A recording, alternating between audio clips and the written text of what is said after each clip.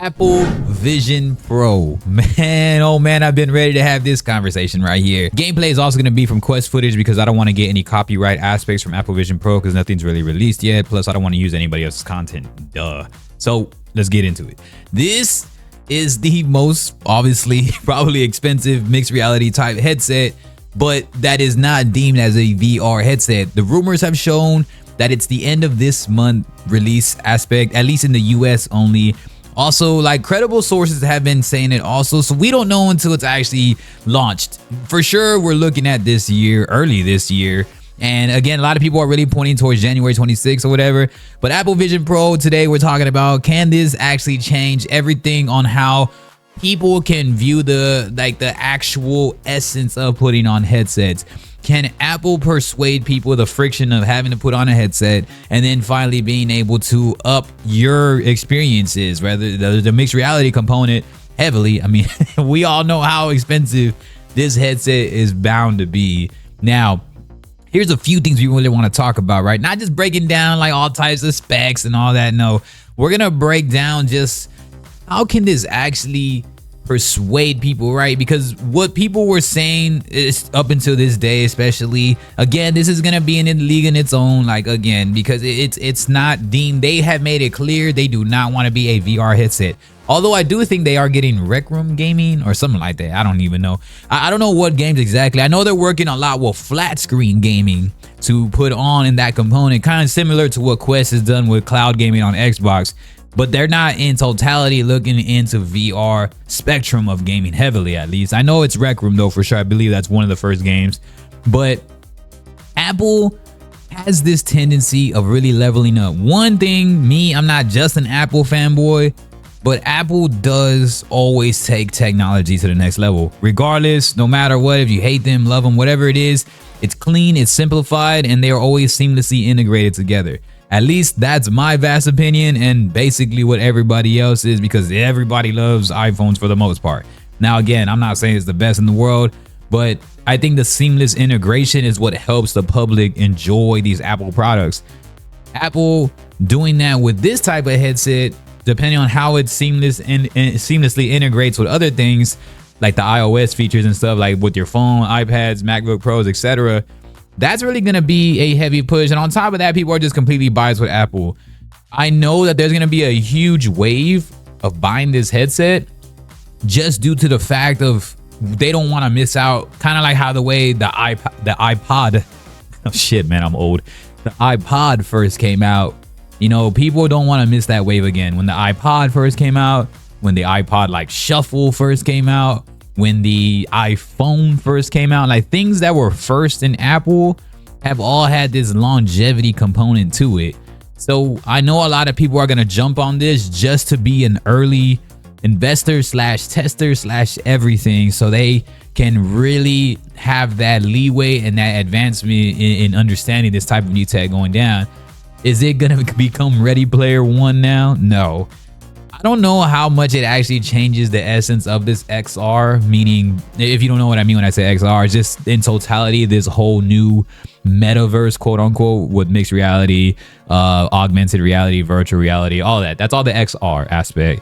And Apple is great with commercialization. So Apple is going to commercialize the hell out of this, more than I believe Meta has. But obviously general consumers are not going to have it because of the pricing.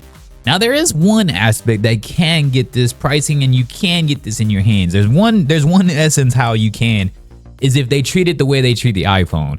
When you get an iPhone, you're able to finance an iPhone with a bill plan, right? If you're younger, you don't know what the hell I'm talking about probably. If you're older, you know exactly what I'm talking about because you're paying bills right now. For us old folks, you go with T-Mobile, you go with AT&T, Verizon, whatever it is your phone service is, and you finance a phone, and it basically goes in with your plan, and you find this affordable option to pay monthly.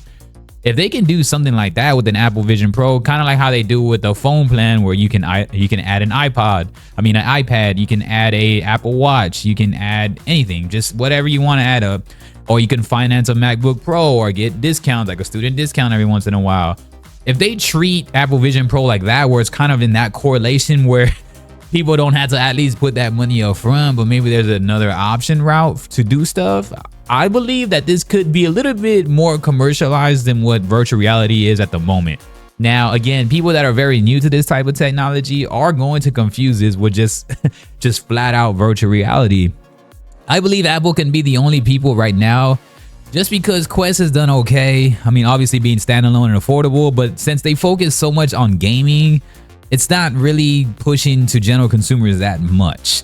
We already have enough flat screen gaming as is, and Meta Quest kind of, I wouldn't say dropped the ball, but there's just not enough hype in that Assassin's Creed, Asgard's Wrath, 2 essences of AAA gaming on top of Resident Evil 4. So Quest is doing great with just gaming, but flat screen gaming already has their issues to some extent. And then when you get VR issues, which VR is already hard to commercialize within itself, and then you have all this VR wars going on, I just don't think it's great. It's kind of scaring off general consumers as it's becoming too niche right now. So it's kind of too much in a further niche market than what the public actually demands right now.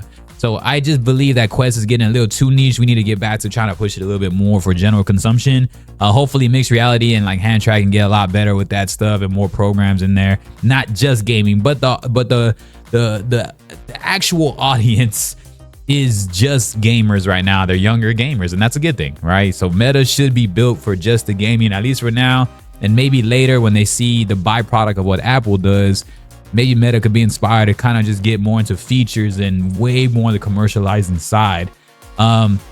So yeah, that's that with Meta. And then PSVR 2, of course, is all gaming. It's just an extension of a PS5. And then PC VR is always the limitless aspect. So Apple Vision Pro, again, I'm only looking towards VR headsets in comparison, like I guess overall, not really in specs wise, but because this is how people are gonna really view this. People don't really understand this high level technology, which is why none of this stuff is really fully mainstream to where it's completely primary and where people want to just be like, all right, cool, I'm gonna wake up today and we're gonna jump in VR all day. Like, yeah, there's a very small percentage of us, because I'm one of those at times, but again, at the end of the day, I always step back. And yeah, it just, Apple Vision Pro giving us mixed reality, a much more of a high level mainstream component, I think is gonna be cool. Well, Apple Vision Pro, man, it's expensive, and I'm sure there's gonna be a lot of performance aspects that is through the roof.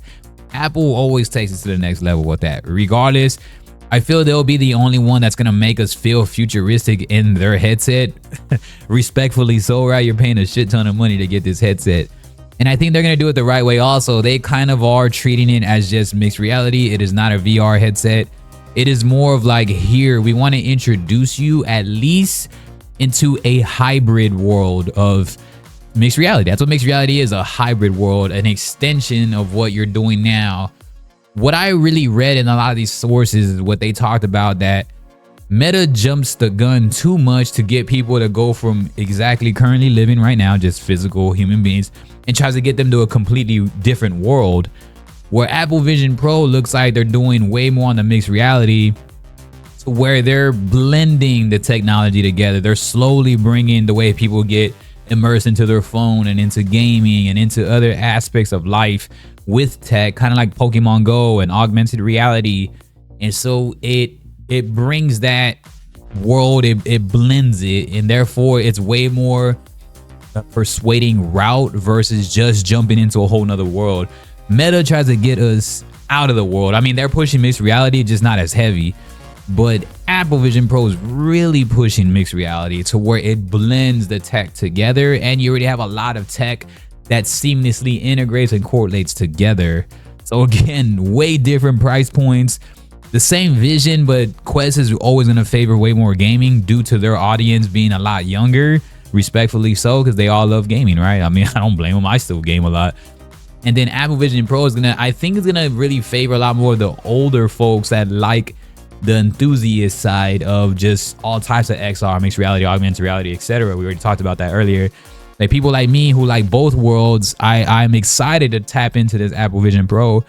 And I think it can change the idea. If you can get this into people's hands, like what I said earlier, financing options, like payment options or bundle packages where it can make it affordable to get into people's hands, I think this can be a great step to help that friction of putting on the headset and actually being inspired to put on the headset.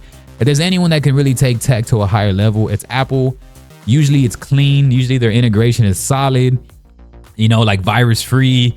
And the iOS system is always great. Like again, it's simplified, it's clean, and it always can create something where if that positioning is seamless when it comes to whatever you're trying to do in there, whatever apps, whatever aspects, whatever you're watching, the workflow of everything, if everything is as clean as the way it works on an iPhone, on a MacBook, on an iPad, Apple Watch, I think that this is something to really look forward to, and it could be the best step in the right direction. For virtual reality, no. I just think for the next layer of this social media advancement that we have now, right? Everything is online. Everything is just so fast and so rapid these days with AI and everything. I think Apple's the only one that's probably going to understand it to the highest extent for now. And yeah, that's just my opinion, man. But y'all got to let me know what's up, man. Apple Vision Pro this month.